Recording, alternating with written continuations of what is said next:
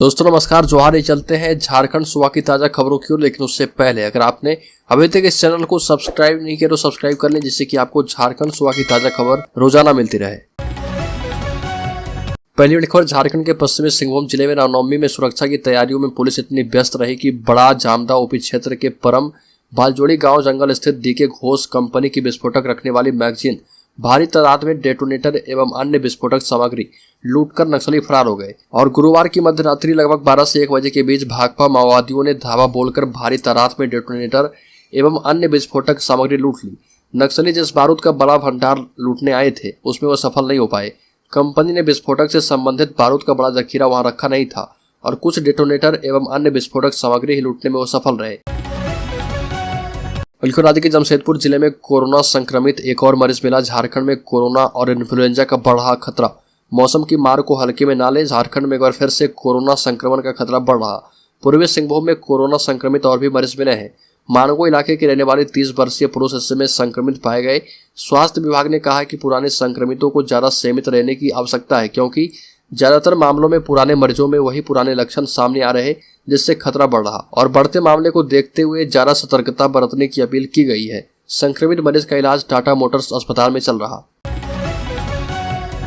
बिल्कुल, राज्य के गढ़वा जिले में दामाद के प्यार में सास ने पति को ही मार डाला। प्यार छिपाने के लिए पहले कर दी थी बेटी के साथ शादी।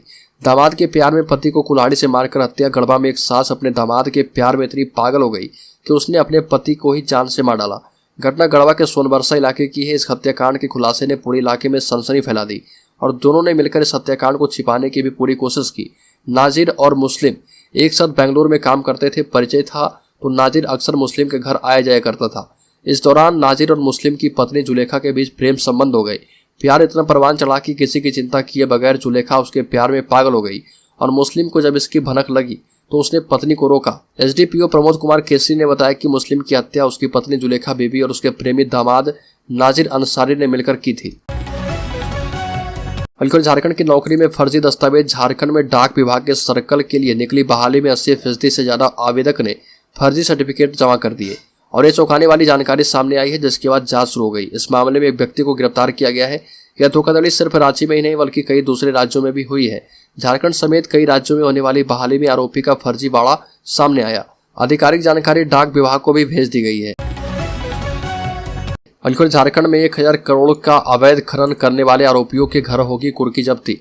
प्रवर्तन निदेशालय ने झारखंड के साहिबगंज जिले में हुए 1000 करोड़ रुपए की अवैध खनन केस में आरोपियों दाहू यादव और सुनील यादव के खिलाफ कुर्की जब्ती का आदेश दिया है।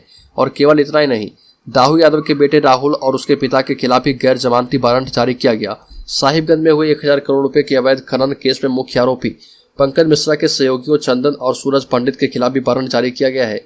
और कई बार समन किए जाने के बाद भी दाहू यादव और सुनील यादव ईडी के समक्ष पेश नहीं हुआ। और साहिबगंज जिले में एक बाहुबली के रूप में पहचान रखने वाला दाहू यादव आखिरी बार 18 जुलाई को ईडी के समक्ष पेश हुआ था।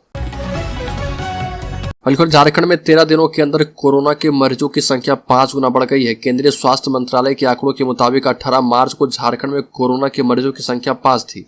अब यह आंकड़ा जो है बढ़कर 25 तक पहुंच गया है। वहीं देश में संक्रमितों की संख्या में बड़ा इजाफा हुआ।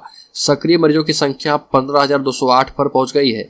और केंद्रीय स्वास्थ्य मंत्रालय की ओर से निर्देश दिया गया है कि 10 और 11 अप्रैल को देश भर में मॉक ड्रिल किया जाएगा।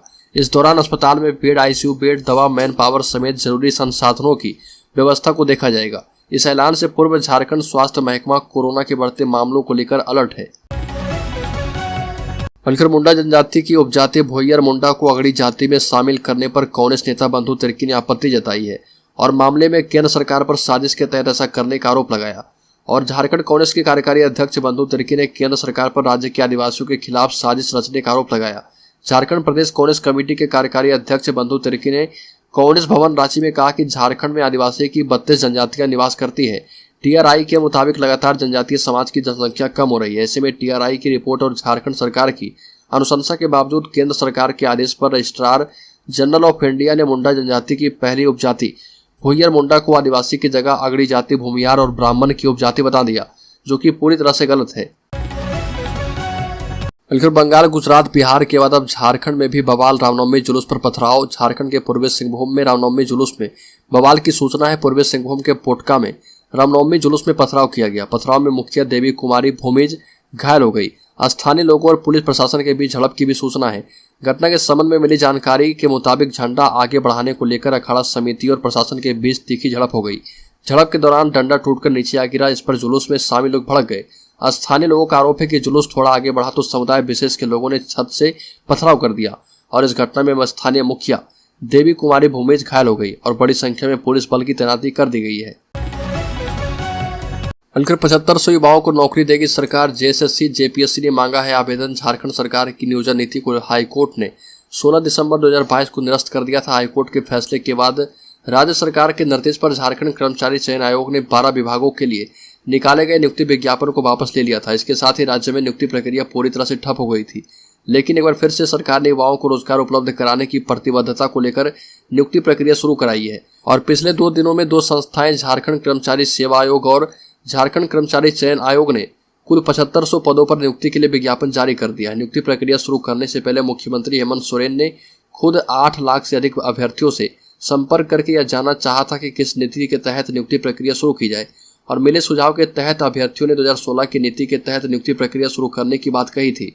अभ्यर्थियों से मिले सुझाव पर लिए गए फैसले के तहत राज्य और जिला स्तर पर नियुक्ति के लिए विज्ञापन जारी किए जा रहे हैं। बल्कि झारखंड में मिशन 2024 से पहले बीजेपी का दाव किसी ओबीसी नेता को मिल सकती है, ये बड़ी जिम्मेदारी। झारखंड में बीजेपी के प्रदेश अध्यक्ष दीपक प्रकाश का कार्यकाल खत्म हो चुका है। ऐसे में अब राज्य में मिशन 2024 की कमान कौन संभालेगा, इस पर चर्चा जारी है और बीजेपी ने लोकसभा चुनाव 2024 के लिए अभी से ही तैयारियां शुरू कर दी है और इसी के मद्देनजर जेपी नड्डा ने ओबीसी सांसदों की बैठक बुला ली है। इस बैठक में बिहार और झारखंड के कई सांसद शामिल हुए और इस ओबीसी की बैठक में बिहार के संजय जायसवाल, सुशील मोदी और रामकृपाल यादव और झारखंड की नेत्री और केंद्रीय मंत्री अन्नपूर्णा देवी भी शामिल हुई। कुछ दिन पहले अमित शाह ने झारखंड के चाईबासा और देवघर में रैली की थी।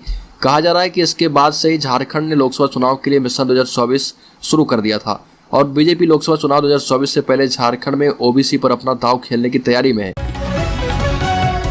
बल्कि राज्य में केंद्र सरकार ने भोइयर मुंडा जाति को आदिवासी मानने से किया इनकार। झारखंड सरकार ने दिया था प्रस्ताव।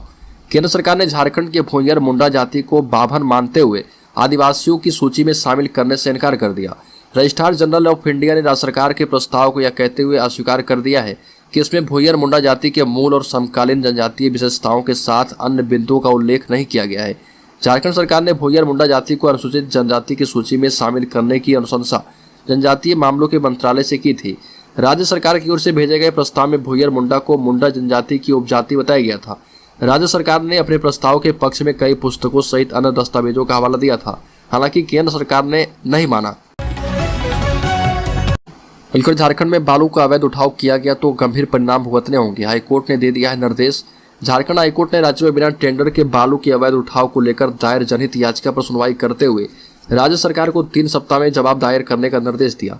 चीफ जस्टिस संजय कुमार मिश्र एवं आनंद सेन की खंडपीठ ने मामले की सुनवाई के दौरान राज्य सरकार को यह सुनिश्चित करने का निर्देश दिया है कि राज्य में कहीं भी बालू का अवैध उत्खनन एवं उठाव नहीं हो पाए।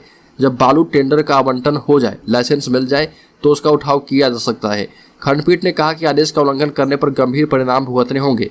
आपराधिक अवमानना का भी मामला बन सकता है। आदेश की निःशुल्क प्रति सरकार के अधिवक्ता को उपलब्ध कराने को कहा गया है और इससे पूर्व प्रार्थी की ओर से अधिवक्ता पीयूष पोद्दार एवं विकास पांडे ने खंडपीठ को बताया था कि वर्ष 2019 में बालू घाटों का टेंडर किया गया था और वो आज भी फाइनल नहीं किया गया है। इसके बावजूद राज्य में बालू का अवैध उठाव एवं परिवहन जारी है।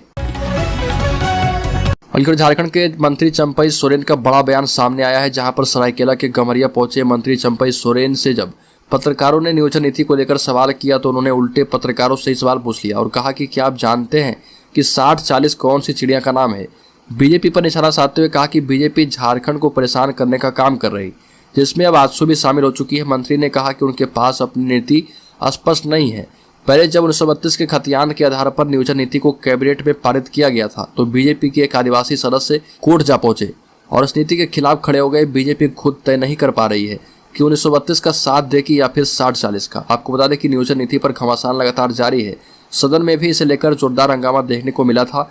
नियोजन नीति पर बीजेपी ने सदन के बाहर 60-40 नए चलतों के नारे लगाते हुए प्रदेश सरकार के खिलाफ जमकर नारेबाजी भी की थी।